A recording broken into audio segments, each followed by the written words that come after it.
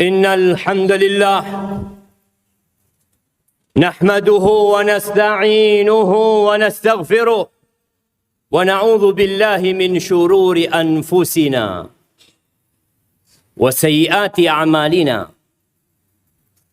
من يهد الله فلا مضل له ومن يضلله فلا هادي له وأشهد أن لا إله إلا الله وحده لا شريك له له الملك وله الحمد وهو على كل شيء قدير وأشهد أن محمدا عبده ورسوله وحبيبه وخليله صلوات ربي وسلامه وبركاته عليه وعلى آله وأصحابه ومن تبعهم بإحسان إلى يوم الدين أما بعد فيا عباد الله أوصيكم ونفسي بتقوى الله فقد فاز المتقون قال الله تبارك وتعالى في القرآن العظيم يا أيها الذين آمنوا اتقوا الله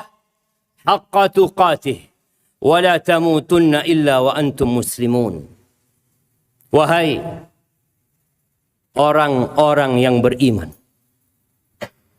ini seruan Allah hanya untuk yang beriman.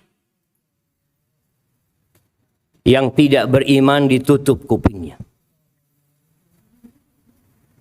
Apa kata Allah? Ittaqullah. Bertakwalah kepada Allah haqqa tuqatih, dengan sebenar-benarnya takwa. Mungkin kita berpikir kalimat takwa adalah kalimat yang sering kita dengarkan. Ya, kita sering mendengarkannya. Tapi tahukah kita bahwa surga itu uiddat lil muttaqin? Untuk siapa itu surga? Disediakan untuk orang-orang yang bertakwa. Maka kita perlu sering-sering mengevaluasi diri kita. Apakah kita sudah bertakwa atau kita hanya pura-pura bertakwa selama ini? Wala tamutunna illa wa antum muslimun. Kalian jangan mati kecuali dalam kondisi Islam. Ahibati fillah. Sebagian kita merasa sudah bertakwa. Merasa sudah banyak ketaatan dia. Dia memakmurkan masjid. Dia mungkin imam. Dia mungkin ustadz. Mungkin banyak sedekah dia. Mungkin rajin dia membaca Al-Quranul Karim. Ya, alhamdulillah. Kita bersyukur kepada Allah. Tapi kita perlu tahu, ternyata pada hari kiamat kelak, ada orang-orang soleh, ada orang-orang yang banyak ketaatannya, masuk neraka. Kemana ketaatan dia? Kemana sholat dia? Kemana Quran yang dia baca? Kemana puasa sunnah yang dia lakukan? Habis ibadah dia. Gara-gara apa? Ternyata ada perampok-perampok amalan dia. Ada pencuri-pencuri ibadah dia. Yang dia nggak sadar tatkala hidup di dunia. Oleh karena itu, Nabi kita Muhammad sallallahu alaihi wasallam memperingatkan kita bagaimana kita menjaga amalan kita. Jangan hanya sibuk beramal, tapi kita tidak menjaga amalan tersebut. Di dalam hadis yang diriwayatkan Imam Muslim dari Abu Hurairah radhiyallahu taala anhu qala Rasulullah sallallahu alaihi wasallam, "Atadruna manil muflis?" Kalian tahu tidak siapa yang disebut orang yang pailit? Orang yang bangkrut. Kata para sahabat, Al-muflisu fina man la dirhama lahu wala mata'. Kalau orang yang bangkrut di tengah-tengah kita, kita tahu siapa? Orang yang nggak punya aset, nggak punya cash. La fulus, wala aset. Habis semuanya. Itu orang yang bangkrut. Nah, itu di dunia. Walakinnal muflisa min ummati man ya'ti yawmal qiyamah bi salatin wa siyamin wa zakat. Adapun orang yang bangkrut dari kalangan umatku adalah orang yang kelak datang pada hari kiamat. Dia datang membawa pahala solat. Berarti dia solatnya ikhlas lillahi ta'ala. Ada pahalanya. Bukan riak solatnya dia. Ikhlas. Sesuai dengan tuntunan Rasul SAW. Dia bawa pahala puasa. Berarti puasanya ikhlas lillahi ta'ala. Dia datang dengan pahala zakat. Menunjukkan ibadah dia berpahala. Namun, orang ini bangkrut. Gara-gara ya'ti wa qad syatama hadha. Wa qadhafa hadha. وأخذ مال هذا وضرب هذا وسفك دم هذا فيؤتى هذا من حسناته وهذا من حسناته فإن فنيت حسناته قبل أن يقضى عليه أخذ من سيئاتهم ثم طرح عليه ثم طرح في النار. Dia datang bawa pahala yang banyak. Orang soleh ini jemaah. Orang baik. Mungkin di mata kita orang ini Masya Allah. Alim. Ahli ibadah. Tapi ternyata lisannya tidak dijaga. Suka memaki orang. Menggunjingi orang. Menjelek-jelekan orang. Dan juga menuduh orang dengan berzina, menfitnah orang. Wa akhadha mala hadha. Dia ngambil uangnya fulan. Baik itu dengan mencuri atau dengan berhutang yang tidak membayar. Oh, dia juga pernah mungkin mengucurkan darahnya orang, memukul orang. Semuanya orang-orang yang pernah dia zalimi akan datang kepada Allah pada hari kiamat. Dia menuntut kepada fulan. Ini fulan ya Allah. Dia punya banyak pahala.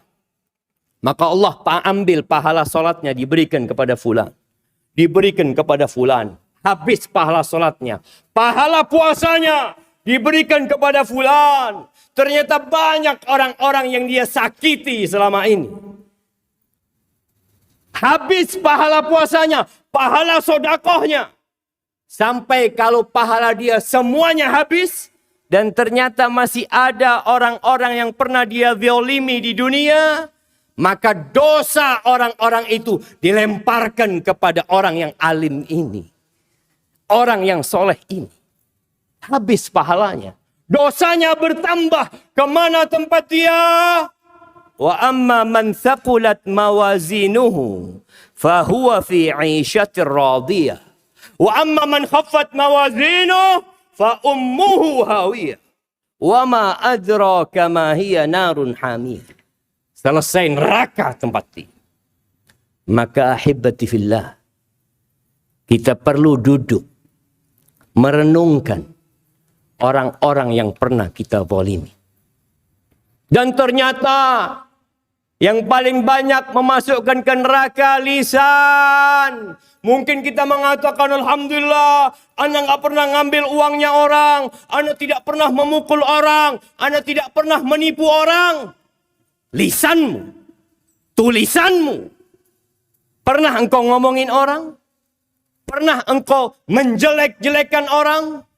Mungkin orang itu tidak tahu.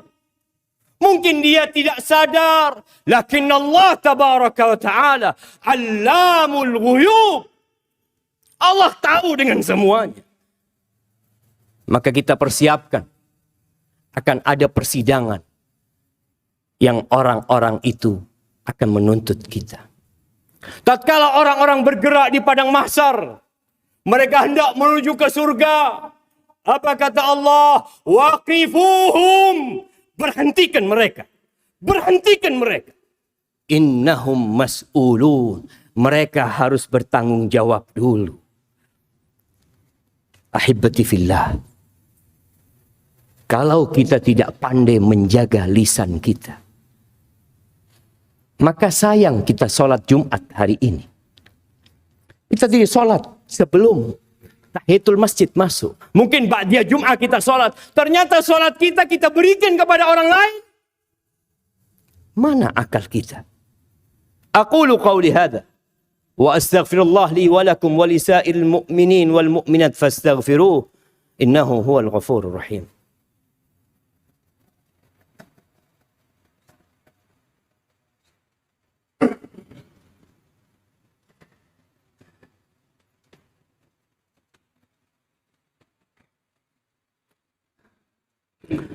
Alhamdulillahi wa kafa. Wassalatu wassalam ala nabiyil mustafa wa ala alihi wa ashabihi wa man iqtafa amma ba'd. Ahibati fillah. Ada satu perkara bab muamalat kita sama manusia yang kita lihat di negeri kita menjadi sebuah tradisi dan budaya yang dianggap biasa. Apa? Hutang. Berapa banyak orang yang membayar hutang tapi tidak membayarnya? Berapa banyak orang yang juga berhutang secara online? Karena dia berpikir, dia dapat uang, dia dapat menggunakannya, walaupun di situ ada lintah darat, ada riba, dia tetap melakukannya. Ahibati fillah. Nasihat ana buat diri ana dan antum semua yang hadir di tempat sini. Jangan mati meninggalkan utang. Rasulullah sallallahu alaihi wasallam pernah duduk bersama para sahabat. Lalu beliau meletakkan tangan di keningnya mengatakan, "Madza anzalallahu minat tasydid?" Madza anzalallahu minat tasydid? Apa nih hukuman yang berat yang Allah turunkan, apa? Para sahabat nggak ada yang berani bertanya. Keesokan harinya ada yang bertanya kepada Nabi SAW, "Ya Rasulullah, apa hukuman berat yang Allah turunkan?" Kata beliau SAW, "Lau anna ar-rajula qatala fi sabilillah, thumma qutila, ثم أحيي ثم قاتل في سبيل الله ثم قتل ثم أحيي ثم قاتل في سبيل الله ثم قتل." Kalau ada orang yang berjihad di jalan Allah, berperang, mati syahid. Bayangin, kita tahu pahala orang yang mati syahid. Diampuni dengan awal tetesan darah dia. Kemudian orang ini dihidupkan kembali. Lalu dia berjuang kembali. Tewas lagi di jalan Allah. Kemudian dihidupkan kembali. Berjuang kembali. Dan tewas di jalan Allah. Wa alaihi dain. Dan dia punya utang. Nggak diampuni dosanya. Orang yang mati syahid. 3 kali mati syahid. Punya utang. Nggak diampuni dosanya. Sedangkan kita menganggap utang itu hal yang remeh. Rasulullah sallallahu alaihi wasallam di dalam doanya, beliau sering mengatakan, "Allahumma inni a'udzubika minal ma'thami wal maghram." Ya Allah, aku berlindung kepadamu dari dosa dan hutang. Beliau berlindung dari hutang. Sedangkan kita bermudah-mudahan berhutang. Rumah berhutang, motor berhutang, handphone berhutang, semuanya berhutang. Ahibati fillah. Man akhadha amwalan nas yuridu ada'aha. Barang siapa yang mengambil uangnya orang, berhutang sama orang dengan niat dia mau membayarnya, adallah anhu. Allah akan melunasi utang dia. Tapi ada orang yang mengambil uangnya orang, berhutang sama orang, dalam hatinya nggak kepingin dia bayar. Apa yang akan terjadi dengan orang ini? Atlafahullah. Allah akan hancurkan orang ini bersama harta. Maka apabila memang harus berhutang, berhutanglah untuk kebutuhan primer kita. Kebutuhan pokok kita. Dan niatkan untuk membayar. Dengan harapan Allah yang melunasi hutang-hutang kita. Yang terakhir, ahibati fillah. Kita masih banyak melihat jamaah hadir setelah khutbah kedua. Hadir setelah khatib naik mimbar. Kenapa jemaah? Apakah begitu sibuknya diri kita sampai panggilan Allah Azza wa Jalla, hayya 'alas shalah, hayya 'alas shalah, tidak kita gubris? Kita lebih mementingkan pekerjaan kita sejumat sekali. Kenapa kita? Itulah manusia. Kata Allah, bal tu'thirun al-hayatad dunya. Kalian lebih mementingkan kehidupan dunia. Mau dibawa mana ke dunia kita? Wal akhiratu khairu wa abqa. Ahibati fillah.